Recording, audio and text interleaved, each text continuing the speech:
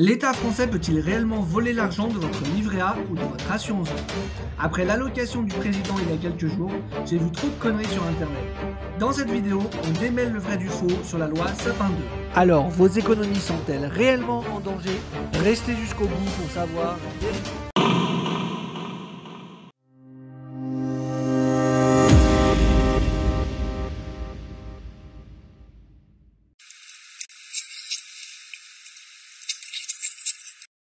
Cette vidéo ne représente pas un conseil en investissement.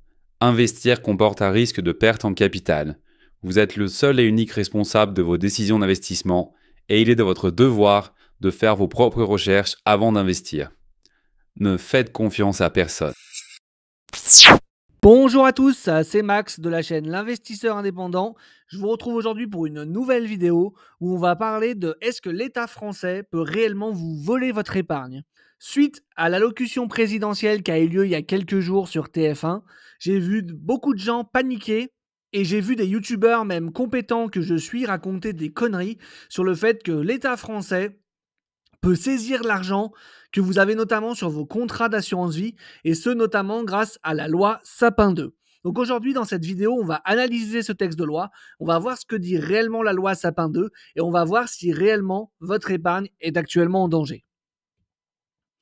Donc la loi Sapin 2, qu'est-ce que c'est? C'est un texte large touchant à la fois la gouvernance économique, la lutte contre la corruption et la protection du système financier. Donc on va voir en détail ensemble les principaux points de cette loi. Donc le point numéro 1 de cette loi, c'est la lutte contre la corruption. Donc avec la création de l'Agence française anticorruption pour prévenir et détecter la corruption dans les entreprises et les administrations. Obligation pour les grandes entreprises de mettre en place des programmes de conformité anticorruption et une protection renforcée des lanceurs d'alerte avec un statut juridique clair et des garanties contre les représailles. Donc jusqu'ici, aucun rapport avec l'épargne privée des Français. En point numéro 2, on a la transparence dans la vie économique. Donc, obligation pour les lobbyistes de s'inscrire sur un registre public tenu par la Haute Autorité pour la transparence de la vie publique et la publication des liens d'intérêt entre professionnels de santé et industrie pharmaceutique pour éviter les conflits d'intérêts. Encore une fois, jusqu'ici, on peut se poser la question sur la pertinence de ces lois et qu'elles fonctionnent réellement, mais encore une fois, rien à voir avec l'épargne privée qui est actuellement sur vos assurances vie ou sur vos comptes d'épargne. Le point numéro 3, simplification économique, donc facilitation de la création d'entreprises et assouplissement de certaines règles pour les PME et réforme des marchés publics pour plus de transparence et d'efficacité. Toujours rien à voir du coup avec l'épargne des agents économiques que sont les citoyens. Le point numéro 4, donc, c'est la stabilité financière et la protection des épargnants. Renforcement des pouvoirs du Haut Conseil de stabilité financière et de l'ACPR, donc l'autorité de contrôle prudentiel et de résolution, pour prévenir les crises financières. Modernisation des outils de régulation des marchés financiers. Et possibilité, en cas de crise grave, de limiter temporairement les retraits ou paiements sur certains produits comme l'assurance vie pour éviter une panique bancaire ou assurantielle.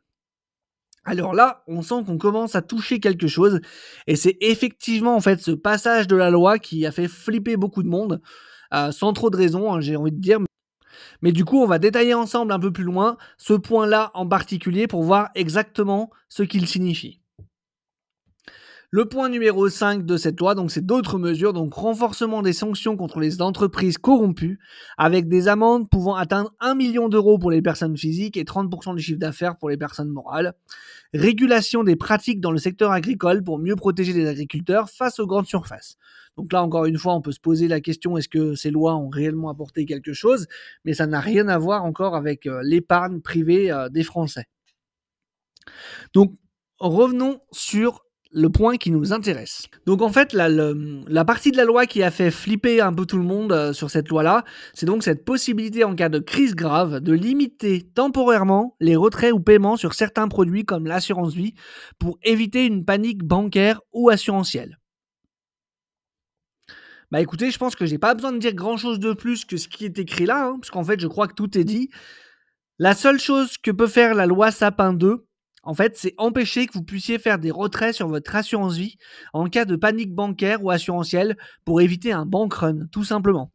C'est-à-dire qu'en fait, l'État peut décider de geler les retraits sur vos assurances vie. Si vous souhaitez retirer, vous ne pourrez pas le faire pendant une période de 6 mois, reconductible une seule fois.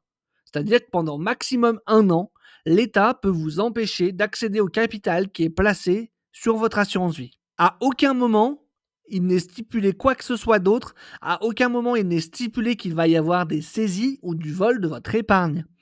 C'est simplement en fait un blocage des retraits pendant une période fixée. Et bien évidemment, pour que cela soit mis en place, il faudra qu'on ait affaire à des circonstances exceptionnelles, comme une guerre, une faillite d'une banque ou quoi que ce soit.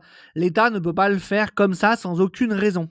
Donc en fait, cette loi prévoit simplement, comme je le disais, entre guillemets, qu'en cas de crise grave, le gouvernement peut geler les retraits sur les contrats d'assurance vie pendant une période de 6 mois, reconductible une fois.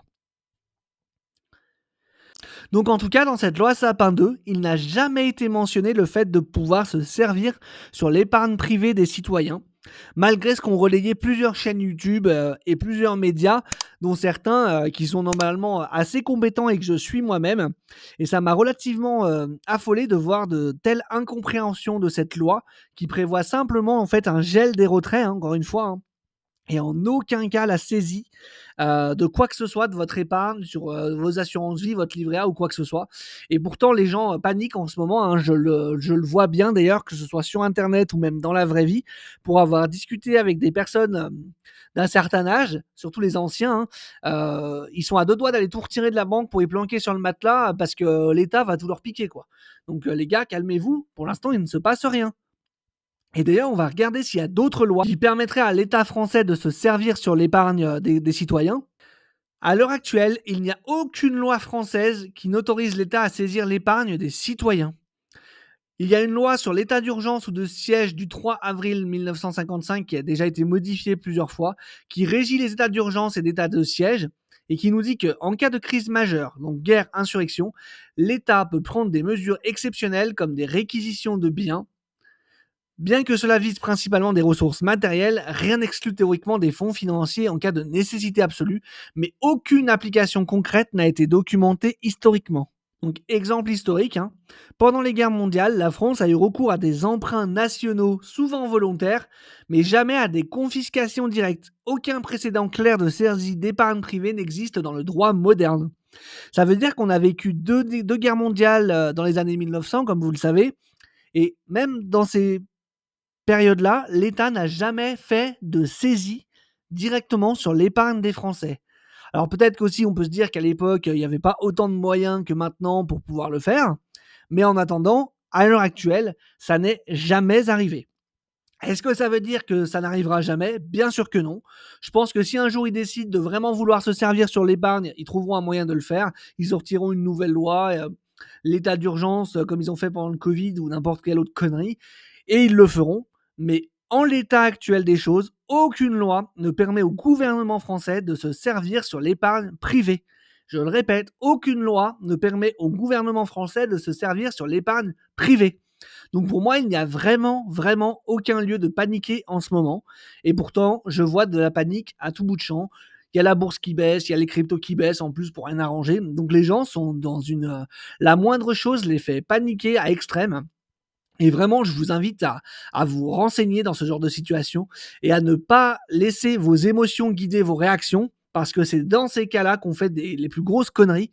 Donc vraiment, soyez focus, coupez le bruit, prenez du recul, et quand vous entendez des choses comme ouais, la loi Sapin 2, avec cette loi, le gouvernement il peut se servir sur l'épargne des Français, et c'est ce qu'ils vont faire pour refinancer le réarmement. Et ça, je le dis parce que je l'ai entendu, c'est pas quelque chose que j'invente. Et ben, au lieu de réagir émotivement et de dire oh là là, mince, faut tout que je retire de la banque avant que ça arrive, prenez le temps de vous renseigner et vous verrez que c'est pas du tout aussi dramatique que ce que ça en a l'air, puisqu'en fait, l'État ne peut pas se servir sur les comptes privés et aucune loi ne le permet actuellement. Voilà, donc c'était une vidéo assez courte. J'espère que c'est un format qui vous aura plu. Ça me paraissait quand même important de faire cette vidéo pour rassurer un petit peu tout le monde, parce que dans le bruit ambiant, on peut vite se perdre et on entend vraiment beaucoup de conneries sur Internet. Donc si vous avez aimé cette vidéo, n'hésitez pas à la liker, à la partager autour de vous pour que d'autres gens puissent la consulter. Dites-moi en commentaire si vous saviez, si vous connaissiez un petit peu les limites du texte de la loi Sapin 2 sur l'assurance vie. Et puis en tout cas, n'hésitez pas à vous abonner pour ne pas manquer la sortie des prochaines vidéos. Et moi, j'espère justement vous retrouver sur une prochaine vidéo pour faire de vous aussi un investisseur indépendant. Allez, ciao, à la prochaine!